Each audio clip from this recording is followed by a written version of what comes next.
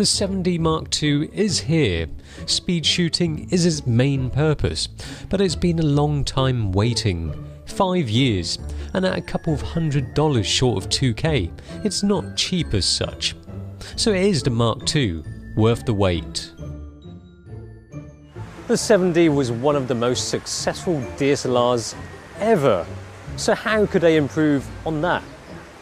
Well, kind of difficult, which is why we've got the Mark II.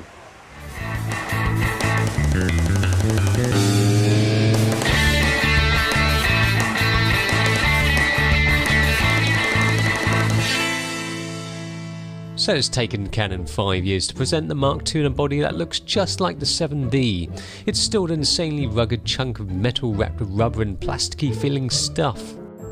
Well, it has to be said that some things can't be changed, can't be improved, because that really is the maximum they can go.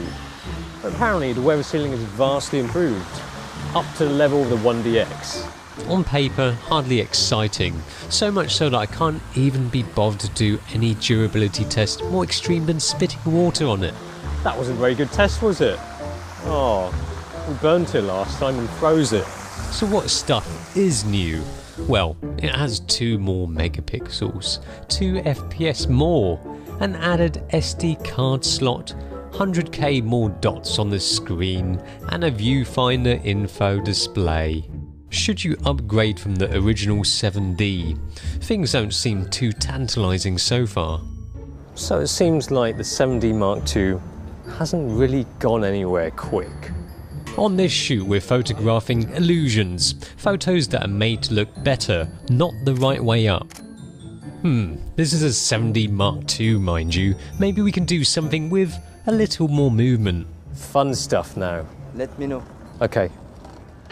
It might be only 2 FPS more, but when you shoot with it, you really do feel the difference. You can't get this kind of double-figure FPS performance with any other DSLR other than Nikon and Canon's flagship models, and even then, it's not far off the D4S.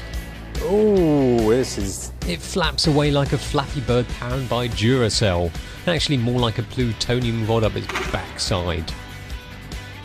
This at 10 FPS. You can watch the 10 FPS burst like it's an animation, then you simply pick the frame that works best. Easy peasy. With such a short space of time to play with, the Mark II reacts quickly and precisely.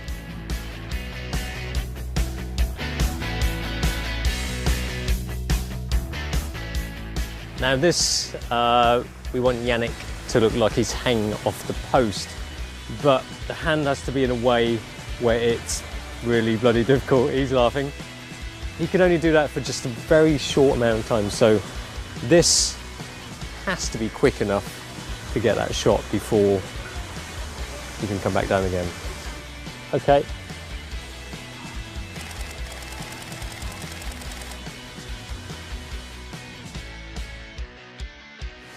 Fantastic.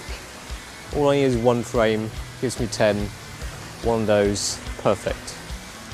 You know, the 7D Mark II, it's not just about the 10 FPS, it's the buffer. This thing goes on forever.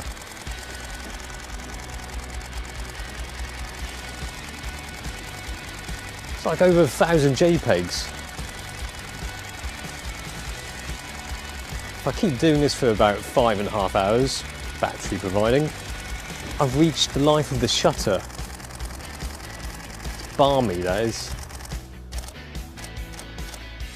Perfect. It's like an Olympic dismount. You know when you dismount? Yes. Do you dismount with one arm still holding it?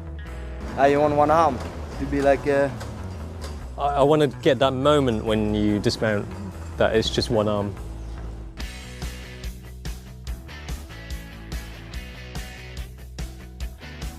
There is a lot to like about the auto-focusing system, having it pretty much cover all the useful bits of the frame, and having 65 all cross-type points is hard not to like. Does it work well? I'd say it works pretty bloody well. no good, no good, no good. Look at that, perfectionist. You know, one thing I like is that it's got this little lever for changing the autofocus modes. Pick from your 65 all cross type points. Choose the right mode. Let's let the camera pick.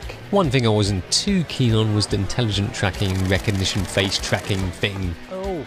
Overall, pretty good performance, but there were a couple shots that lost focus, however.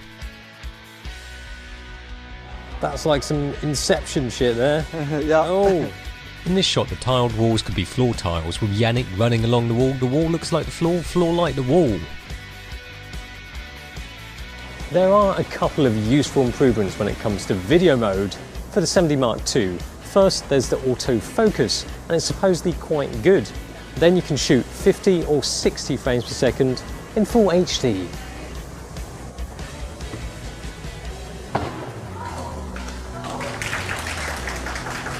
In summary, the main selling point of the 7D Mark II is improved speed and accuracy. Oh, and the noise performance is better. Well, not difficult to be better than the 7D. ISO 6400 will get you some nice clean shots, although I noticed some banding in the ISO 12800 shots, although they still look alright. Not the best noise performance around, but okay. Are these features enough to warrant an upgrade? Is it worth shelling out that much more to get this? Despite the fact that the burst and buffer are amazing and autofocus is one of the best you can get, it still doesn't really make sense as an upgrade for current 7D owners. But sometimes the best things in life simply don't make any sense at all.